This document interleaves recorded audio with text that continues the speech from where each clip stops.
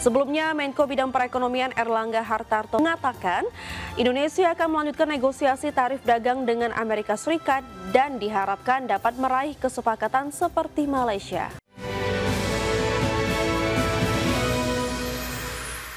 Dan seperti biasa pemirsa, Market Buzz kita awali dengan isu viral. Apa saja isu-isu viral yang turut mendapatkan komentar netizen? Isu viral yang pertama pemirsa, Presiden Prabowo Subianto memastikan Indonesia akan kembali melanjutkan negosiasi tarif dagang yang telah ditetapkan Presiden Amerika Serikat Donald Trump. Ya, negosiasi tersebut mencakup sejumlah komoditas unggulan Indonesia yang selama ini menjadi pilar perdagangan antara kedua negara. Saat ini Presiden Amerika Serikat Donald Trump mengenakan tarif resiprokal sebesar 19% kepada Indonesia. Sebelumnya, Menko Bidang Perekonomian Erlangga Hartarto mengatakan Indonesia akan melanjutkan negosiasi tarif dagang dengan Amerika Serikat dan diharapkan dapat meraih kesepakatan seperti Malaysia. Isu viral tidak jauh-jauh masih seputar tarif resiprokal antara Indonesia dan Amerika. Kita lihat komentar yang pertama dari @andalas_sendayu. Andalas mengatakan apa? Kita coba cek ya pemirsa. Jadi tarif 0% untuk komoditas unggulan masih belum pasti nih. Oke, agak mempertanyakan ya, Andalas ya. Karena kemarin sempat ada isu-isu yang akan diberikan tarif 0% terhadap komoditas unggulan. Cuma kita tunggu saja ya bagaimana update terbarunya. Dan selanjutnya ada komentar dari Kancil DN8. Malaysia 0%, emot ketawa. Nah, ketawa sampai nangis loh ya, ini agak sedikit menyentil sepertinya dari Kancil Dan 8. Berikutnya kita lihat komentar Mahia 08. Mahia menyebut apa nih soal tarif kita. Terus berjuang Pak demi tarif 0%. Ya tentunya terkait dengan isu viral kita yang pertama, negosiasi yang akan kembali dilanjutkan oleh pemerintah Indonesia dengan Amerika Serikat ini agak mengundang tanya-tanya begitu ya. Kenapa kemudian negosiasi masih harus terus berlanjut sementara negara-negara lain sepertinya mulus-mulus saja ya Vini bakal mendapatkan tarif 0%.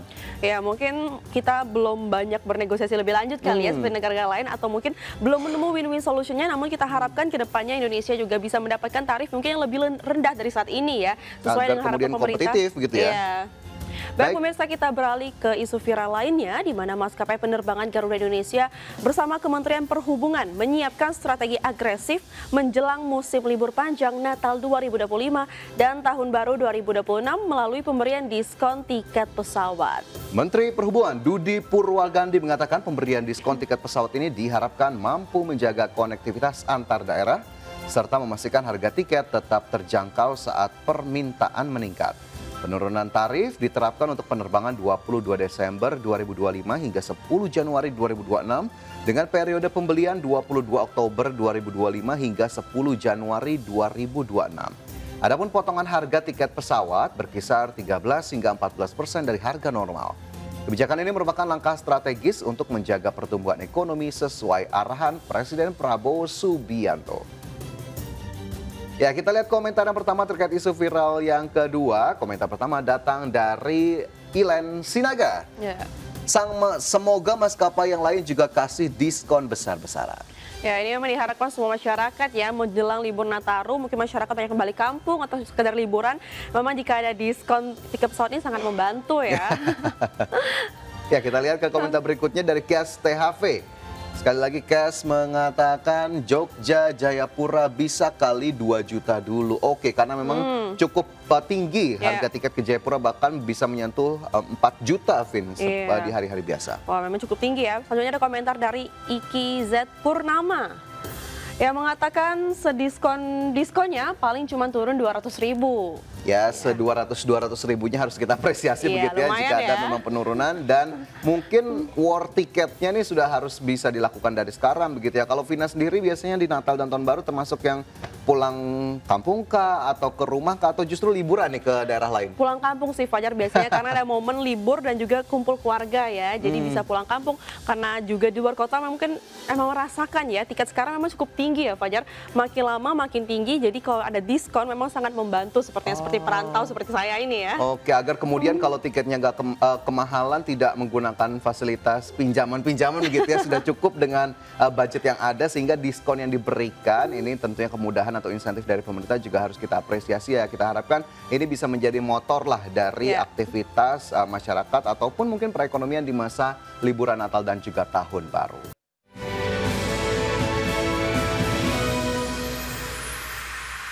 Terima kasih Anda masih bersama kami di Market Buzz. Pemirsa, indeks harga saham gabungan ditutup rebound signifikan dan menyentuh level penutupan tertinggi sepanjang masa. IHSG menguat ditopang penguatan saham konglomerasi Prayogo Pangestu. Brand menguat 92% di tengah sentimen indeks MSCI. Indeks harga saham gabungan atau IHSG ditutup menguat signifikan 1,36%. Di level 8.275,08 di akhir perdagangan Senin. Ini merupakan rekor harga penutupan perdagangan tertinggi sepanjang masa yang sebelumnya dicatatkan di tanggal 23 Oktober silam. Indeks sektoral dengan kenaikan terbesar sektor barang konsumen siklikal melesat 2,18%, sektor transportasi naik 1,93% dan sektor infrastruktur menguat 1,76%. Sedangkan indeks sektoral yang melemah sektor properti dan real estate turun dalam 2,83%, sektor barang konsumen non-siklikal melemah 0,80% dan sektor teknologi turun 0,13%. Sementara itu, saham milik Prayogo Pangestu Brand ditutup menguat 6,92% di level Rp9.275 per saham menjelang pengumuman indeks MSCI. Brand menjadi penopang utama IHSG pagi ini dengan bobot 21,91 indeks poin.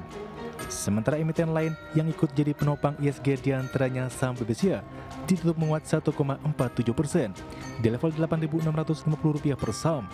Saham BRPT ditutup melesat 6,38% di level Rp3.670 per saham. Saham Telkom ditutup menguat 4,36% di level Rp3.360 per saham.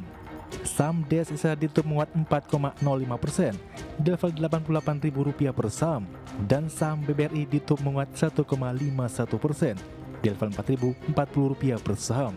Adapun terdapat beberapa sentimen yang dapat mempengaruhi volatilitas pergerakan IHSG di sepanjang November. Yang terdekat, MSCI akan mengumumkan tinjauan reguler untuk November 2025 di 5 November 2025. Perubahan konstituen yang diumumkan akan mulai berlaku efektif di tanggal 25 November 2025. Beberapa saham Indonesia yang disebut sebagai kandidat kuat untuk masuk indeks atau naik kelas dalam periode November 2025. Saham PT Barito Renewable Energy Tbk atau BREN yang diperkirakan telah memenuhi beberapa syarat free float dan likuiditas untuk masuk indeks MSCI. Kemudian PT Bumi Resources Mineral Tbk atau BRMS juga disebut akan masuk. Sementara itu ada saham yang disebut beresiko keluar atau turun kelas dalam indeks MSCI, yakni saham KLBF, ICBP, INDF, dan Juan. Berbagi sumber untuk IDX Channel.